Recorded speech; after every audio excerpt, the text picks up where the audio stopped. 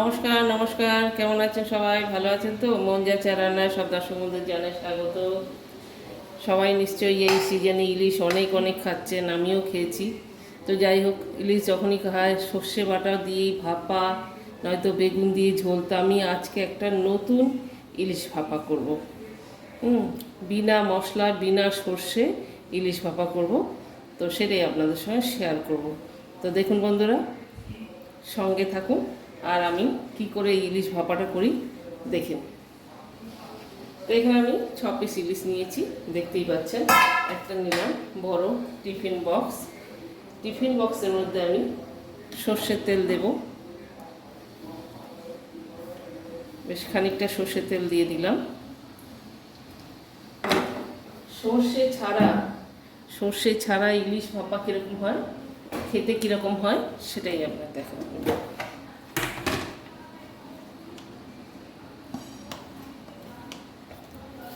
এখানে দিয়ে দিলাম স্বাদ মতো নুন।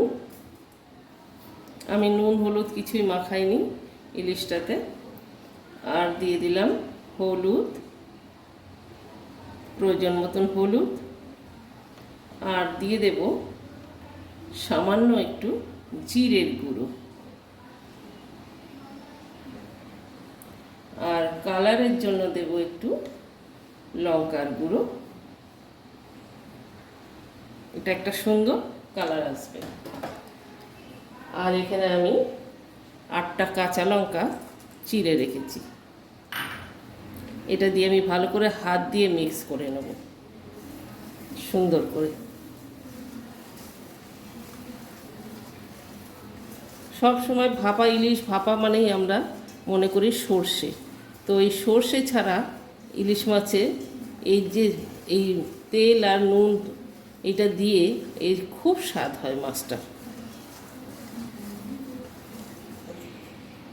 এবার আমি মাছের গায়ে ভালো করে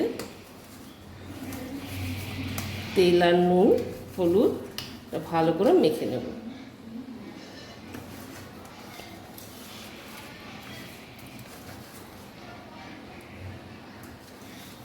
কাঁচা ইলিশ বিনা ভেজে আর বিনা সর্ষে এরকম রান্না করলে ইলিশের দারুণ স্বাদ হয়।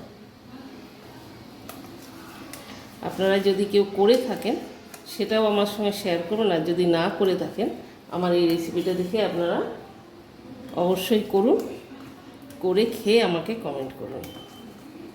দেখবেন সত্যি খুব স্বাদের হবে। ঝালটা অবশ্যই আপনারা নিজেদের পছন্দ মতন দেবেন, ঝাল যারা খেতে যেরকম ভালোবাসেন সেরকম দেবেন।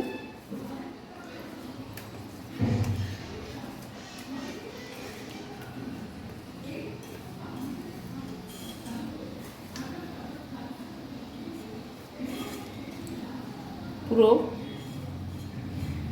মাছটা পুরো ভালো করে মাখানো হয়ে গেছে। আমি মাছগুলোকে 5 মিনিট সুন্দর করে চাপা দিয়ে রেখে দেবো। ভালো করে মশলাটা মাছের গায়ে মেখে যাবে, তত হাতটা ধুয়ে নিই। 5 মিনিট হয়ে গেছে। ঢাকাটা খুলে দিলাম, দিয়ে আমি 1 বাউল জল দিয়ে দেবো।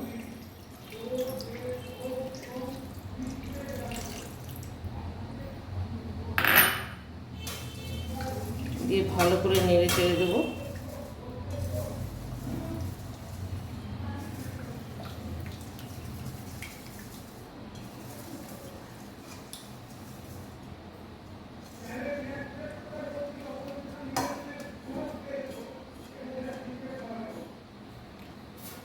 দিয়ে এবার চাপা দিয়ে দিলাম, আর কিছু দিলাম না, চাপা দিয়ে দিলাম।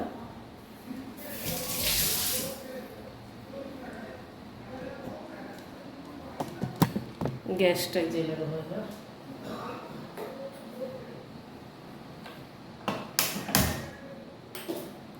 গ্যাসটা জেলে লো ফ্লেম করে দিলাম। এটা কোনো কড়ার মধ্যে না, আমি ডাইরেক্ট টিফিন বক্সটা বসিয়ে দিলাম। এবার এটা আস্তে আস্তে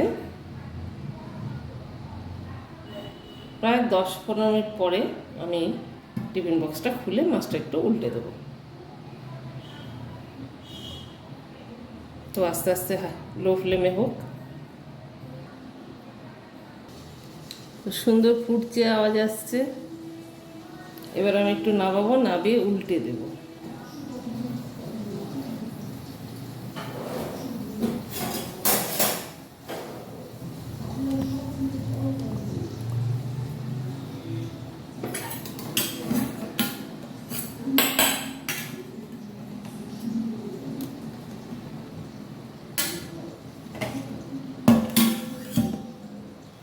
খুব সাবধানে, গরম আছে সেই জন্য এটা খুবই সাবধানে করতে হবে। তাই তো খুলে গেল, দেখুন সুন্দর, কালারও সুন্দর হয়েছে আর খেতেও ভালো হবে। তো একটু সামান্য উল্টে দেবো মাছগুলো।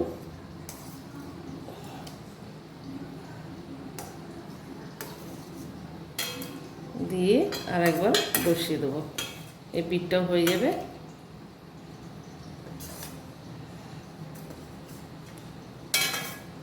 এবার আমি গ্যাসটা হাই ফ্লেমে করে 5 মিনিট হাই ফ্লেমে করে দেবো।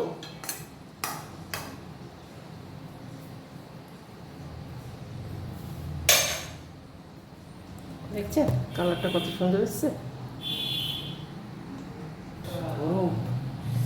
আবার চাপা দিয়ে দিলাম, দিয়ে এবার আবার বসিয়ে দেবো। হেবি গরম।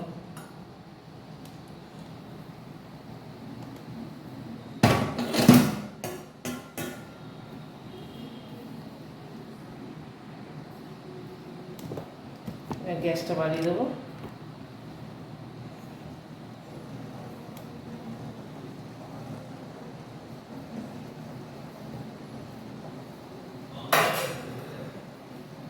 যে ওদিক থেকে আমাদের বলছে সুন্দর গন্ধ বেরিয়েছে, মানে মাছটা খুব ভালো। হ্যাঁ, তো 5 মিনিট হয়ে গেছে, গ্যাসটা আমি বন্ধ করে দেবো। একটু ঠান্ডা হলে ভালোভাবে খুলে আমি আপনাদের দেখাবো, তখন সঙ্গে থাকুন।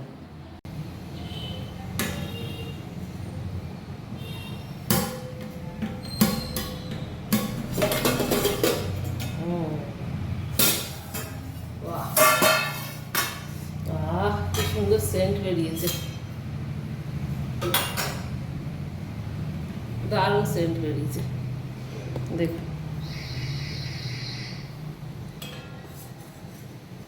জাস্ট মাছটা ভাপা হয়েছে, আর কোনো সর্ষে ঠর্ষে কিছু না।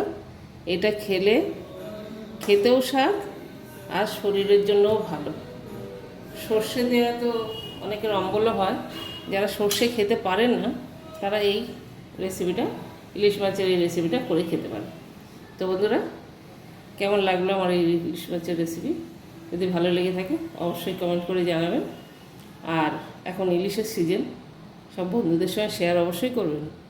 আর যারা আমার চ্যানেলে নতুন বন্ধুরা আছেন তারা সাবস্ক্রাইবটা করে দেবেন। তো আর সবাই সুস্থ থাকুন, ভালো থাকুন, দেখা হবে নেক্সট ভিডিও। By, tata.